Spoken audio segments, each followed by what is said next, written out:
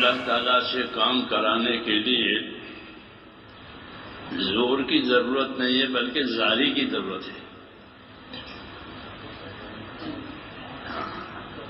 چون خدا خواہد کہ ما یاری کند میل مارا جانب زاری کند.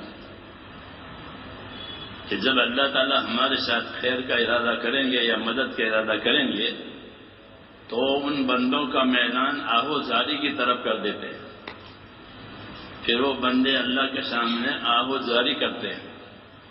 جسے بچہ روتا ہے اور کوئی اس کے پاس کوئی علاج نہیں سوائے رونے کے.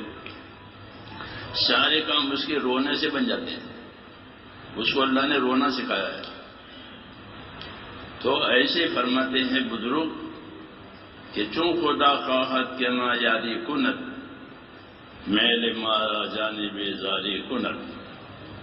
کہ جب اللہ کا ارادہ یاری اور مدد کا ہوتا ہے تو ایسے لوگوں کو اپنی طرف آہو زاری کرنے کے لیے لگا دیتے ہیں. وہ روتے رہتے ہیں اور اللہ کام بناتے رہتے ہیں. وہ روتے رہتے ہیں اللہ کام بناتے رہتے ہیں.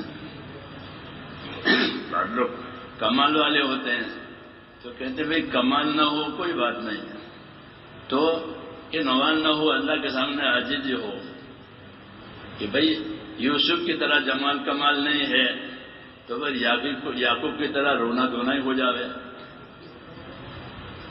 جی ہاں کہ چون تو یوسف نیستی یعقوب بش ہم چون در گر جاؤ آشوب بش. جب تو یوسف جیسا جمال کمال نہیں ہے تو یعقوب کی طرح رونا دھونا ہی کر لو پھر کام بن جائے گا. جی ہاں سنت یعقوب علیہ السلام کا سارا کام کس سے بنا؟ رونے دھونے سے ہی بنا. جی ہاں اوپر سے لے کر نیچے تک ان کی آنکھیں چلی گئی پھر آنکھیں بھی آ گئی پھر بینائی بھی آ گئی وہ بیٹا بھی مل گیا اور سب کچھ ہو گیا. جی ہاں تو ایک راستہ اللہ کے نبیوں کا یہ بھی ہے کہ محنت تو بندہ ہونے کی وجہ سے ذمہ داری ہے کہ محنت کرے. لقد خلقنا الانسان فی کبد. ہم نے انسان کو محنت میں پیدا کیا ہے. ہاں محنت میں ہی پیدا کیا ہے. اس کی ضرورتوں کی بھی اس کے لیے محنت ہے اس کے مقصد کی بھی اس کے لیے محنت ہے. محنت ہی محنت ہے. جو کو روزی کمانے کے لیے محنت کرنی پڑتی ہے تندرستی کے لیے محنت کرنی پڑتی ہے عزت حاصل کرنے کے لیے لوگ محنت کرتے ہیں. تو محنت ہی محنت ہے. انسان کو محنت میں ہی پیدا کیا ہے. جی ہاں تو محنت تو ہے ہمارے ذمے اور ہمارے پاس الحمدللہ نبیوں کی مبارک محنت ہے. حدیثوں میں ہے کہ اللہ کے دین کی محنت ضرور کیا کرو. اللہ کے یہ دین کی محنت وہ جنت کے دروازوں میں سے ایک دروازہ ہے اور اللہ اس کی وجہ سے تمہارے غم و پریشانیوں کو اٹھا لیں گے. حدیثوں میں دین کی محنت کی ضرور کرو. فَإِنَّهُ أَبْوَابٌ مِّنْ أَبْوَابِ الْجَنَّةِ کہ وہ تو جنت کے دروازوں میں سے ایک دروازہ ہے. تو جنت تو ناگواریوں پر ہے. جنت ناگواریوں پر ہے اور جہنم شہوتوں پر ہے. تو اس لیے ناگواریوں کے ساتھ محنت کہ یہ جنت کے دروازوں میں سے ایک دروازہ ہے اور اس کا اثر دنیا بھی یہ ہوگا کہ اس کی وجہ سے اللہ تعالیٰ تمہارے غم پریشانیوں کو اٹھا لیں گے. ہاں یہ بشارت ہے. ہاں اتنی بات ہے کہ وہ کتنی محنت ہونی چاہیے کہ اتنی ہونی چاہیے جتنے اللہ چاہتے ہیں. یہاں ہم سے غلطی ہو جاتی ہے کہ ہم اپنی محنت کو وہی مقدار مطلوب سمجھ گئے ہیں. تو وہ مقدار مطلوب تو اللہ کو معلوم ہے کہ کتنی محنت ان سے لینی ہے. جی ہاں تو اللہ کے یہاں ہر چیز کی مقدار ہے. کتنی مدت میں جوانی دینی ہے کتنی مدت میں بڑھاپا دینا ہے وہ سب مقداریں اس کے ہاں اللہ ہے. ایسے کتنی محنت پر فیصلہ کرنا ہے کہ وہ تو اللہ کو معلوم ہے کہ کتنی محنت پر اللہ فیصلہ کریں گے تو کتنی محنت پر اللہ تعالیٰ حالات بدلیں گے. لیکن بدلیں گے یا یہ بات تو پکی ہے کہ اللہ حالات بدلیں گے. اس لیے کہ بھائی ہم اپنی محنت کو بھی زندہ رکھیں اور امیدوار ہو کر کے رحمت کرے. بلکہ انبیاء کرام کے بارے میں علماء نے لکھا ہے کہ انبیاء کرام جو محنت کرتے تھے اور اپنا کام کرتے تھے وہ شکر گزاری کے مزاج سے کرتے تھے، شاکرانہ مزاج سے کرتے تھے. اسے حضور نے کہ کیا میں خدا کا شکر گزار بندہ نہ بنوں؟ بوجھ نہیں، بوجھ سمجھ کر کے نہیں، اور نوکروں کی طرح کوتاہیوں سے نہیں، بلکہ شاکرانہ مزاج سے کرے کہ مجھ کو اللہ نے یہ شرف دیا ہے، مجھ کو اللہ نے یہ نعمت دی ہے، تو میں اس میں کیوں کمی کروں؟ یہ مزاج ہے نبیوں کی محنت کا. علماء نے لکھا ہے ایسا کہ انہوں نے اپنی محنت کو شاکرانہ مزاج سے کیا ہے کہ جب مجھ کو اللہ نے بلا کر کے یہ کام دیا ہے تو میں شکر گزار بندہ نہ بنوں. موسیٰ علیہ السلام سے فرمایا موسیٰ ہم نے آپ کو چنا ہے اور اپنی رسالت اور پیغمبری کے لیے اور یہ کتاب آپ کو دی ہے، لہذا آپ شکر گزار رہنا. دیکھا وَكُن مِّنَ الشَّاكِرِينَ کہ آپ شکر گزار رہنا. تو شکر گزاری کے محنت سے مزاج سے کام کرنے سے ایک تو آسان بھی ہو جاتا ہے کام، کیونکہ شکر گزاری ایک شرف ہے، ایک شرف ہے، بزرگی ہے کہ مجھ کو اللہ نے یہ دیا ہے، اس لیے مجھے اللہ کو خوش کرنا ہے. اور شکر گزاری پر اللہ تعالیٰ اپنی نعمتوں کو بڑھانا یہ اللہ کی سنت ہے کہ شکر گزاری پر میں نعمتیں بڑھایا کروں گا. شکایت اللہ کو پسند نہیں ہے، شکایت پسند نہیں کہ شکایت مت لاؤ، شکایت مت کرو، صبر کرو، صبر کرو. ہاں اور شکایت کرنی ہے تو اللہ سے کرو اور کسی سے مت کرو کہ اپنی شکایتیں اپنا دکھڑا کہ کسی کو نہیں سنانا. کہنا ہے تو کسی کا ہے کہ اپنے اللہ سے کہیں. انما اشکو بثی وحزنی الی اللہ. یعقوب علیہ السلام کہہ رہے ہیں میں اپنا شکوہ، میں اپنا غم صرف اللہ کے سامنے پیش کرتا ہوں اور کسی سے نہیں کہتا. اپنا شکوہ اپنا غم اللہ کے سامنے پیش کرتا ہوں. حضور صلی اللہ علیہ وسلم نے بھی تائید میں کہا الیک اشکو ضعف قوتی وقلت حیلتی. یا اللہ میں اپنے کمزوری کی شکایت آپ سے کرتا ہوں، وسائل کی کمی ہے اس کی شکایت آپ سے کرتا ہوں.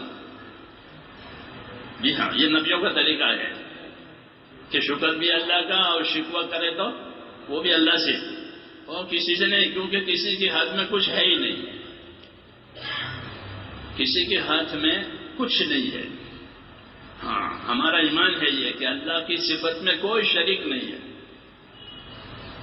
اللہ کی صفت میں کوئی شریک نہیں ہے. اللہ تعالیٰ اپنی صفتوں میں اکیلا ہے.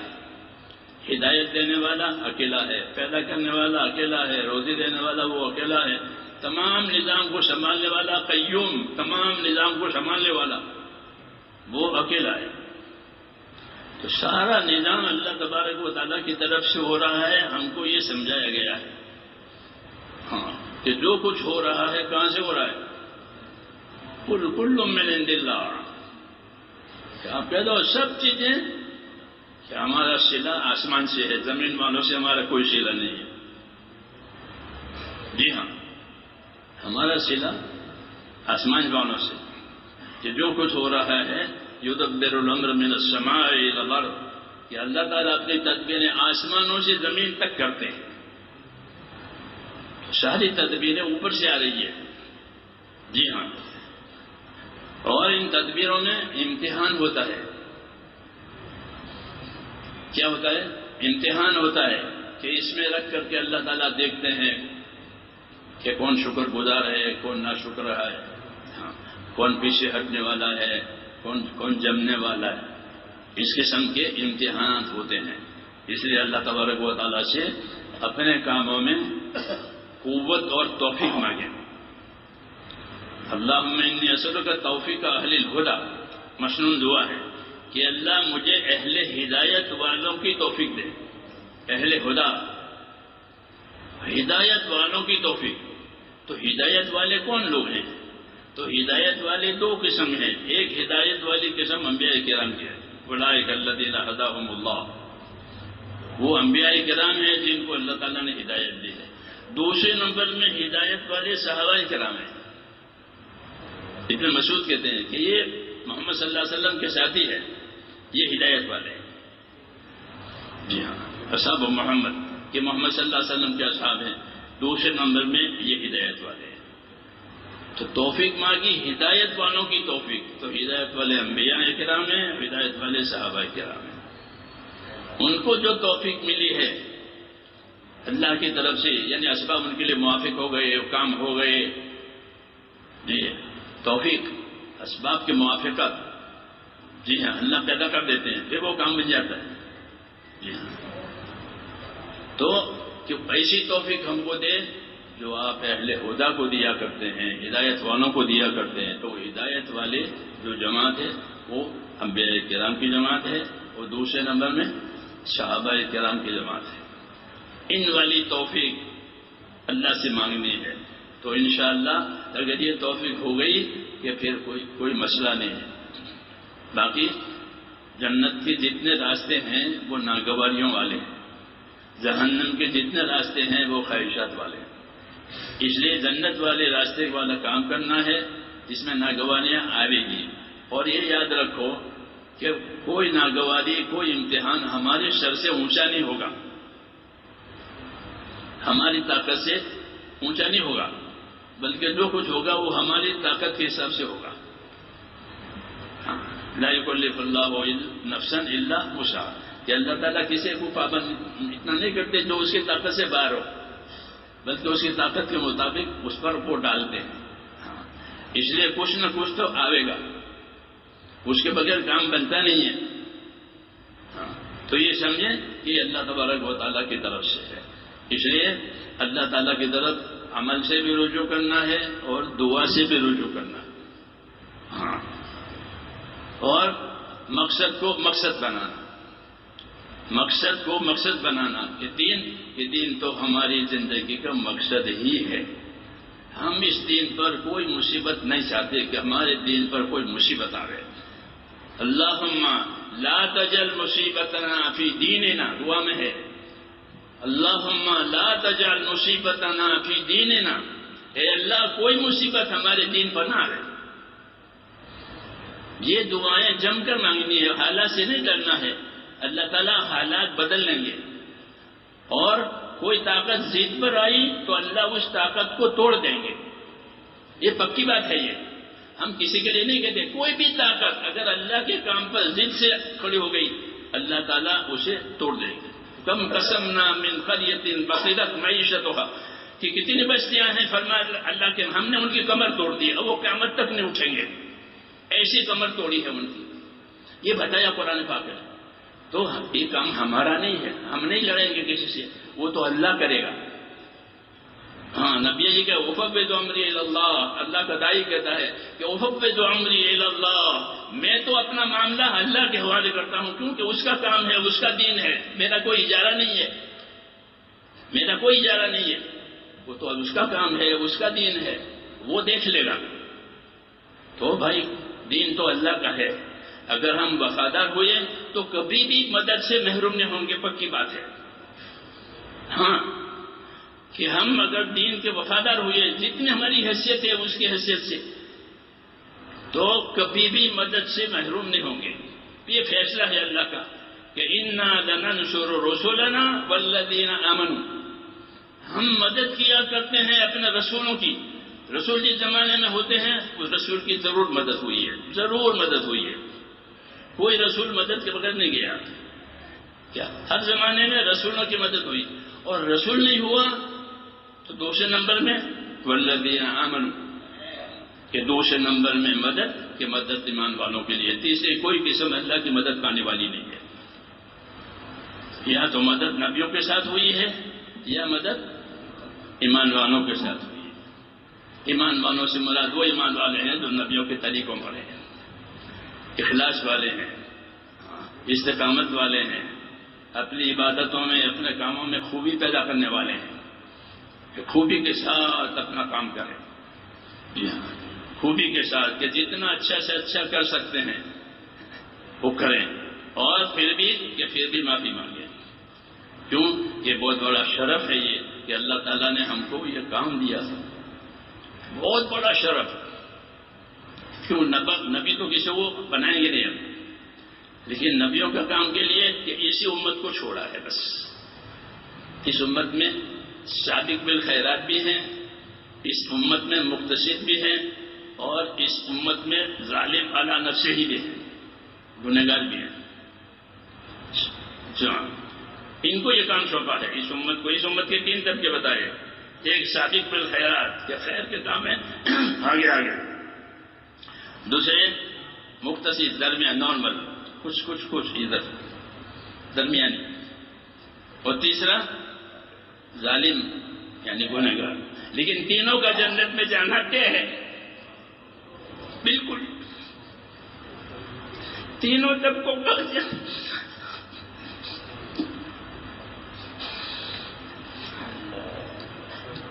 کوئی بھی طبقہ مردود نہیں ہے اس امت کا، چاہے جتنا گنہگار ہے.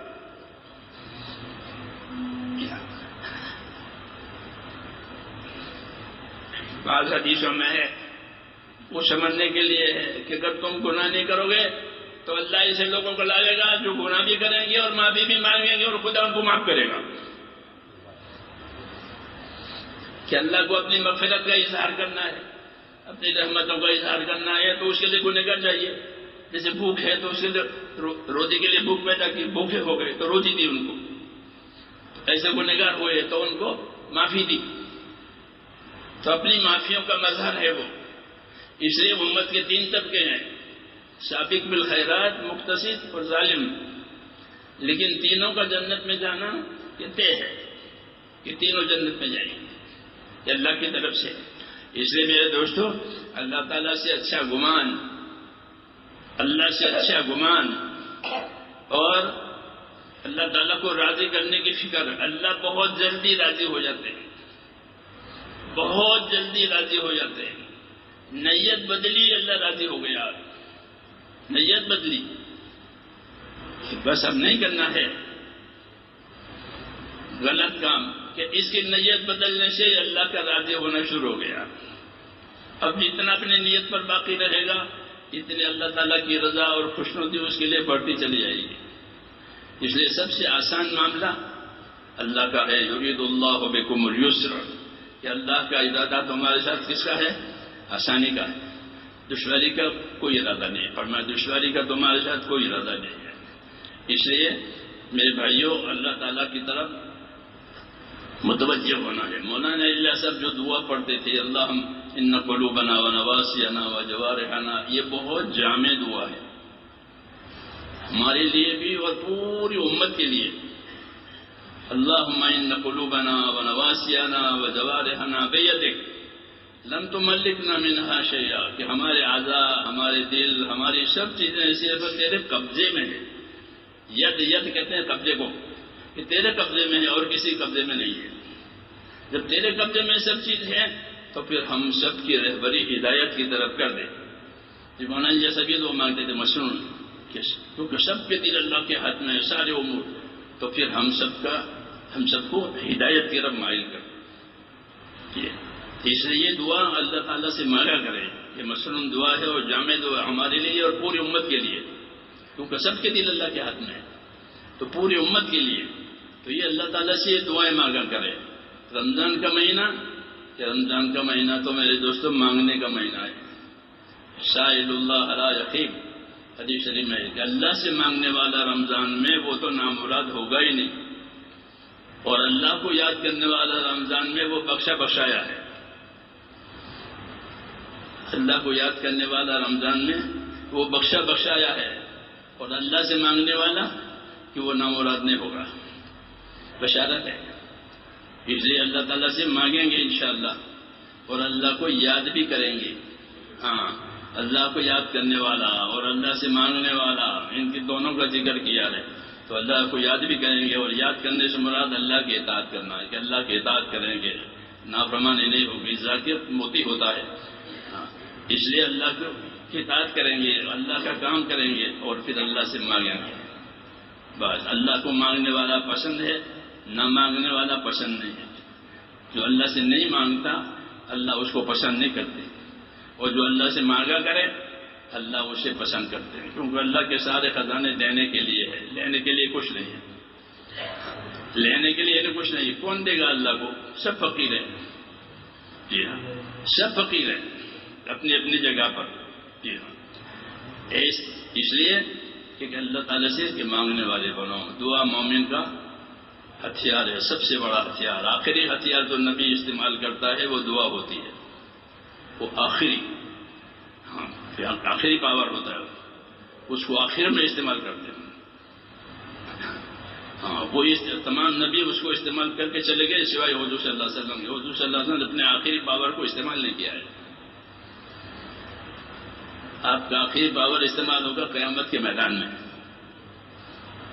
جی ہاں، اور رحمت عام ہو جائے گی، جی ہاں قیامت میں آپ کی وجہ سے ہر ایک کو حصہ ملے گا، جی ہاں وہ استعمال کریں۔ فرمایا میں نے اس کو استعمال نہیں کیا ہے، میں اس کو قیامت میں استعمال کروں گا سارے عالم کے لیے، جی ہاں۔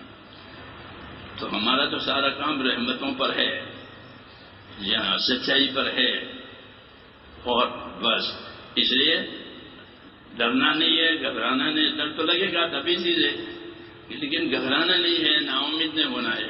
مسئلہ اللہ نے اپنے ہاتھ میں ہی رکھا ہے، کسی کے ہاتھ میں کچھ دیا ہی نہیں ہے، جس کو دیا ہے اس کو امتحان کے لیے دیا ہے کہ اللہ اس میں رکھو، اس کو دیکھیں گے یہ کیسا چلتا ہے، پھر اس کی کوشش کے مطابق یا اللہ اس کو نامراد کریں گے یا اسے کامیاب کریں گے۔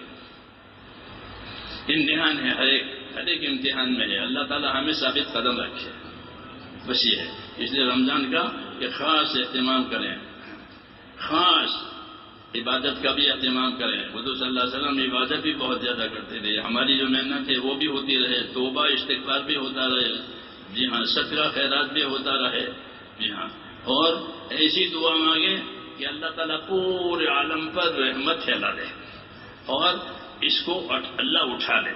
نبیوں کے زمانے میں جو جو آیا اس کو کرب، قرآن نے اس کو کرب کہا ہے، وَنَجَّيْنَاهُمَا مِنْ كَرْبِ الْعَظِيمِ، نوح کو، موسیٰ اور ہارون کو ان کے زمانے میں جو کرب تھا ان کو، ان کی حکومتوں کا، اور اس کرب کو اللہ کہتے ہیں ہم نے اٹھا لیا۔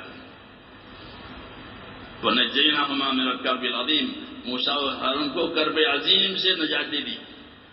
تو آج یہ ہم پر کرب ہے، بیماریاں ہیں، سارا کرب ہے امت پر، تو ہم بھی دعا مانگیں کہ جس طرح اللہ آپ نے نبیوں کے اوپر سے یہ کرب اٹھایا ہے، ہم پر سے یہ کرب اٹھا لے، تو اللہ کے لیے کیا مشکل ہے؟ پھر وہ جو چاہے کرے کرب اٹھانے میں، وہی جانتا ہے کیا کرنا چاہیے۔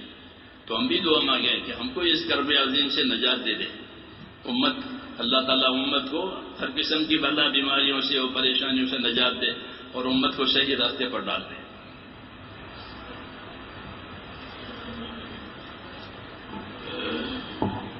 بسم اللہ الرحمن الرحیم۔ اللهم لك الحمد كله ولك الشكر كله ولك الملك كله بيدك الخير كله إليك يرجع الأمر كله لا إله إلا الله وحده لا شريك له له الملك وله الحمد يحيي ويميت وهو على كل شيء قدير اللهم يا أرحم الراحمين يا أرحم الراحمين يا أرحم الراحمين يا ذا الجلال والإكرام صل وسلم وبارك على سيدنا محمد النبي الأمي وآله وصحبه أجمعين اللهم اجعلنا نبينا محمدا صلى الله عليه وسلم بما هو أهله واجزي الأنبياء كلهم خيرا وسلام على المرسلين والحمد لله رب العالمين ربنا ظلمنا أنفسنا وإن لم تغفر لنا وترحمنا لنكونن من الخاسرين اللهم اغفر لي ولوالدي واغفر يا رب لجميع المؤمنين والمؤمنات والمسلمين والمسلمات الأحياء منهم والأموات ولإخواننا الذين سبقونا بالإيمان ولا تجعل في قلوبنا غلا للذين آمنوا ربنا إنك رؤوف رحيم اللهم أقبل بقلوبنا إلى دينك اللهم أقبل بقلوبنا إلى دينك اللهم أقبل بقلوبنا إلى دينك وأقبل بقلوب جميع المسلمين إلى طاعتك. اللهم إن قلوبنا ونواسينا وجوارحنا بيدك لم تملكنا منها شيئا، فإذا فعلت ذلك بنا فكن أنت ولينا واهدنا إلى سواء السبيل. اللهم كن أنت ولينا واهدنا إلى سواء السبيل. اللهم كن أنت ولينا واهدنا إلى سواء السبيل. اللهم ربنا لا تزغ قلوبنا بعد إذ هديتنا وهب لنا من لدنك رحمة إنك أنت الوهاب. اے اللہ ہماری اور امت کی مغفرت فرما دے، ہماری اور امت کی مغفرت فرما دے، امت سے درگزر فرما لے، امت سے درگزر فرما لے. اس امت کو اپنے کام کے لیے پیدا کیا ہے، اے مولا اپنا فضل فرما کر پوری امت کو اپنے کام میں لگا لے اور اس ہدایت کو ہم سب کے لیے آسان فرما دے. ہر خیر کو ہمارے لیے آسان فرما، ہر شر سے، ہر فتنے سے، ہر بلا بیماری سے ہماری اور پوری امت کی پوری حفاظت فرما. جتنے خیر حضور صلی اللہ علیہ وسلم نے آپ سے مانگی ہیں ہم بھی آپ سے مانگتے ہیں. جن شرور سے پناہ چاہیے ان تمام شرور سے ہمیں اپنی پناہ میں لے لے. اے اللہ ہمارے جو ساتھی دنیا سے چلے گئے یا اللہ ان کی مغفرت فرما. یا اللہ جتنے جل گئے ان سب کی مغفرت فرما، ان کی قبروں کو منور فرما. اے اللہ ان کی خطاؤں سے درگزر فرما، ان کی نیکیوں کو قبول فرما، ان کی حسنات کو قبول فرما. ان کو اے اللہ آخرت ان کی آباد بنا دے. اے اللہ جو موجود ہے، اے اللہ جو موجود ہے ان کی عمروں میں برکت عطا فرما. مجھے بات مغفرت اور مجھے بات رحمت ہم سب کو عطا فرما. اے اللہ مجھے بات مغفرت اور مجھے بات رحمت ہم سب کو عطا فرما. موت تک اخلاص کے ساتھ، استقامت کے ساتھ اپنے دین پر جمنے والا بنا دے. مرنے کا وقت آوے تو کامل ایمان پر خاتمہ نصیب فرما اور تیری ملاقات تیری رضامندی کے ساتھ نصیب فرما. اے اللہ تیری ملاقات تیری رضا کے ساتھ نصیب فرما دے. تو ہم سے راضی ہو یا اللہ اس حد میں ہماری تیری ملاقات ہو جاوے. اس ملاقات میں برکت عطا فرما. موت اور مابعد موت میں برکت عطا فرما. موت اور مابعد موت میں ہمارے لیے برکت عطا فرما. اے اللہ ہماری اولادوں کو، ہماری نسلوں کو اپنے دین پر قائم فرما. اے اللہ اپنے دین پر قائم فرما. آنے والی نسلوں کے لیے حق اور ہدایت آسان فرما. مسئلہ تیرے ہاتھ میں ہے. زمین اور آسمان کی ساری تصرفات صرف آپ کے ہاتھ میں، کسی کے ہاتھ میں کچھ نہیں ہے. آپ جو چاہیں گے وہ ہوگا، آپ نہیں چاہیں گے وہ نہیں ہوگا. ہم آپ سے خیر کے طلبگار ہیں. ہمارے لیے بھی اور پوری انسانیت کے لیے خیر کی راہیں کھول دے، ہدایت کی راہیں کھول دے. اے اللہ پوری انسانیت کو ہدایت عطا فرما.